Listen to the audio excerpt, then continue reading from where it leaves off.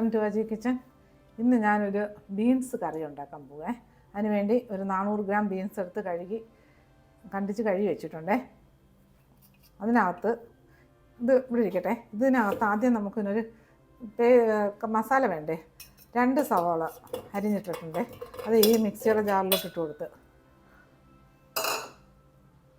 പിന്നെ ഒരു 10 വെളുത്തുള്ളി അല്ലി അതും ഇതിനകത്തിട്ട് കൊടുക്കാം. ചെറിയ അല്ലിയാണ്, അതിൽ വലിയ വലുതല്ല.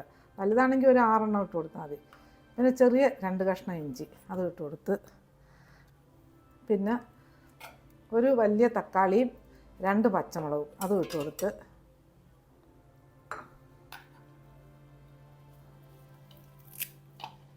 പിന്നെ കുറച്ച് മല്ലിയില അത് ഞാൻ 2-3 മുറിച്ചിട്ട് കൊടുക്കാം. ഇനി ഇതെല്ലാം കൂടെ നല്ലതുപോലൊന്ന് അരച്ചിട്ട് വരാം. വേണ്ടേ, ഇതിനകത്ത് വെള്ളം ചേർക്കാതെ വേണം അരയ്ക്കണ്ടേ. തക്കാളിയുടെ ഉള്ളിയുടെയൊക്കെ വെള്ളമില്ലേ, അതൊന്ന് തനി. അത് അരയ്ക്കുമ്പോൾ നമുക്ക് വെള്ളമൊന്നും ഒഴിക്കരുതേ. വേണ്ട, ഇത് മഷി പോലെ അരച്ചെടുത്തിട്ടുണ്ട്. ഇനി നമുക്ക് അടുപ്പ് കത്തിക്കാം.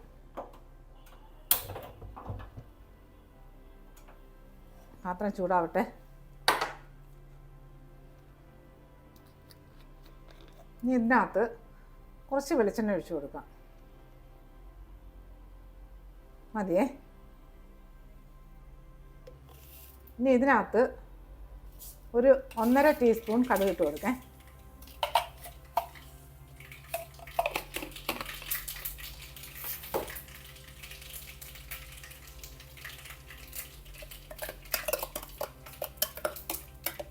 നമ്മളെ കടുകൊക്കെ പൊട്ടി ഇതിനകത്തോട്ട് ഈ അരച്ചുകൊണ്ട് വന്ന ഉള്ളിയുടെ പേസ്റ്റില്ലേ, തക്കാളി ഉള്ളിയൊക്കെ അതിട്ട് കൊടുക്കാം.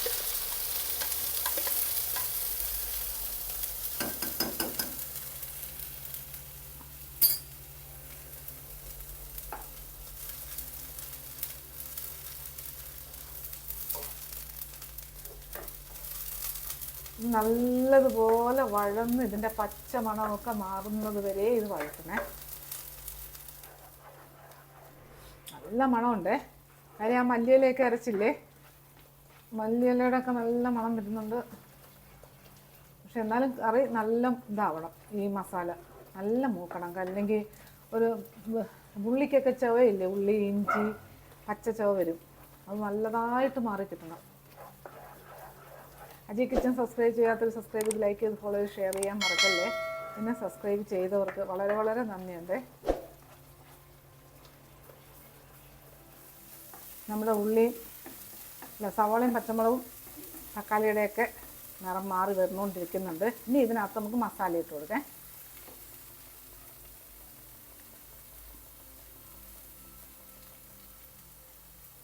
ഒന്നര ടീസ്പൂൺ പിരിയമുളക് പൊടി ഇട്ട് കൊടുത്ത്,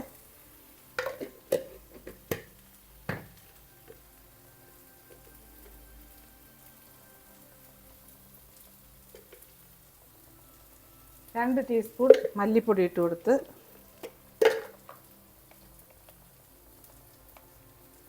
ഒരു ടീസ്പൂൺ മഞ്ഞൾപ്പൊടി ഇട്ട് കൊടുത്ത്,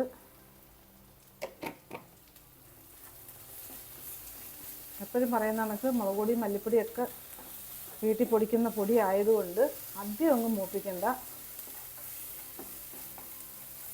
പിന്നെ മഞ്ഞൾപ്പൊടിയുടെ ഒരു പച്ചക്കുത്തൽ മാറി കിട്ടണേ.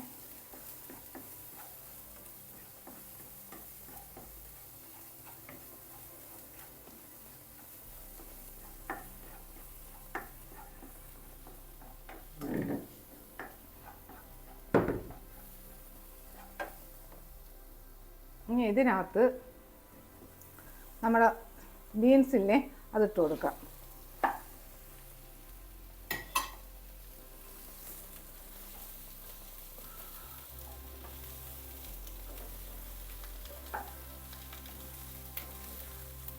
നല്ല മിക്സ് ചെയ്യണേ.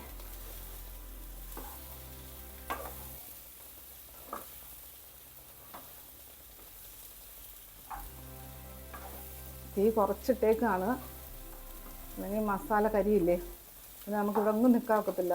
മുളക് പൊടിയല്ലേ.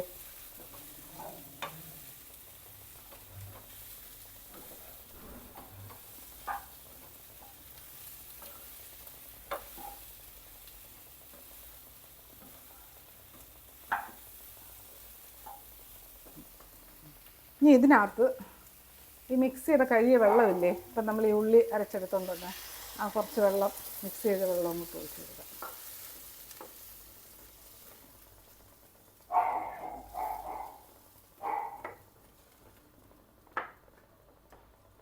കുറച്ചുകൂടെ ഒഴിച്ചു കൊടുക്കുക, മതിയേ.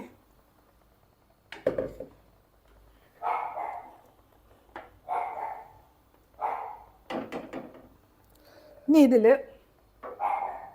നമ്മൾ ഉപ്പിട്ട് കൊടുത്തിട്ടില്ലേ, ഇതിനാവശ്യമുള്ള ഉപ്പിട്ട് കൊടുക്കുക.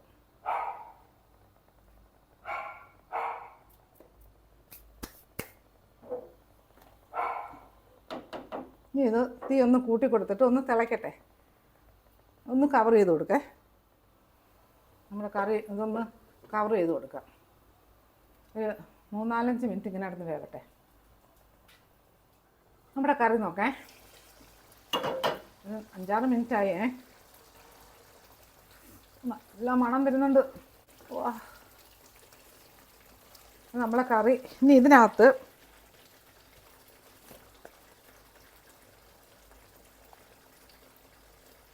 ഒരു ടീസ്പൂൺ പെരുംജീരകത്തിൻ്റെ പൊടിയെ,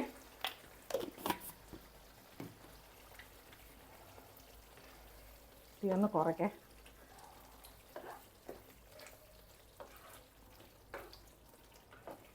നല്ല അടിപൊളി കറിയാണേ, ചോറിനും ചപ്പാത്തിക്കും ഒക്കെ പറ്റിയ കറിയാണ്.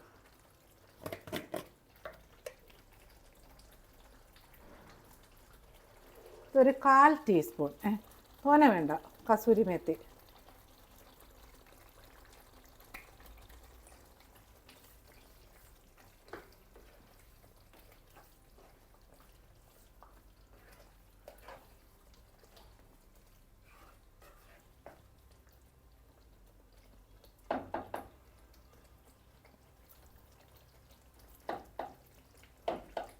ഉപ്പൊക്കെ ഉണ്ട്, നല്ല ടേസ്റ്റും ഉണ്ട്. ഇനി ഇതിൽ ആ മല്ലിയിലയൊക്കെ നല്ലതുപോലെ ഇട്ട് അരയ്ക്കണേ. ഒരു പിടി മല്ലിയിലയെങ്കിലും ഇട്ട് ഉള്ളിയുടെ കൂടെ ഇട്ട് അരയ്ക്കണം, നല്ല ടേസ്റ്റാണ്. ഇനി ഇതിനകത്ത് കുറച്ച് മല്ലിയിലയും കൂടി ഇട്ട് കൊടുക്കേ.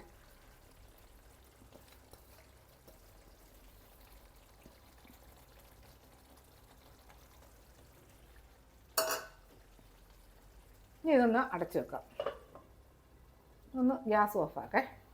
ഒരു 2 മിനിറ്റ് ഇങ്ങനെ കിടക്കട്ടെ. ഇനി നമ്മളുടെ ബീൻസ് കറി നോക്കേ.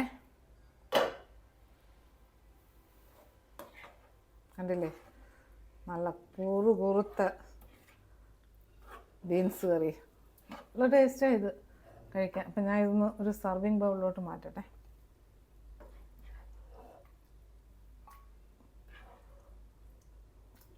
ബീൻസ് അത്ര മുറ്റ ബീൻസ് ആവല്ലേ, പിഞ്ച് ബീൻസ് ആയിരിക്കണം.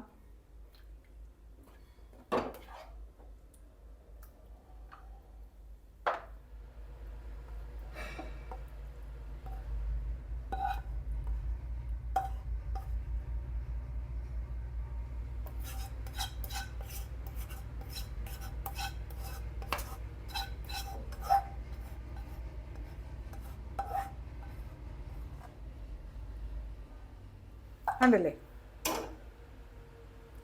നല്ല അടിപൊളി ബീൻസ് മസാല, നല്ല ടേസ്റ്റാണ്. ചോറിനൊക്കെ ബെസ്റ്റ് കറിയാണ്, ചപ്പാത്തിക്കും ബെസ്റ്റ് കറിയാണ്. അപ്പോൾ ഇതുപോലെ ഒന്ന് ഉണ്ടാക്കിയിട്ട് ഫീഡ്ബാക്ക് പറയണേ. അപ്പോൾ അടുത്ത കറിയായിട്ട് അടുത്ത ദിവസം. അജി കിച്ചൻ സബ്സ്ക്രൈബ് ചെയ്യാത്തവർ സബ്സ്ക്രൈബ് ചെയ്യണേ.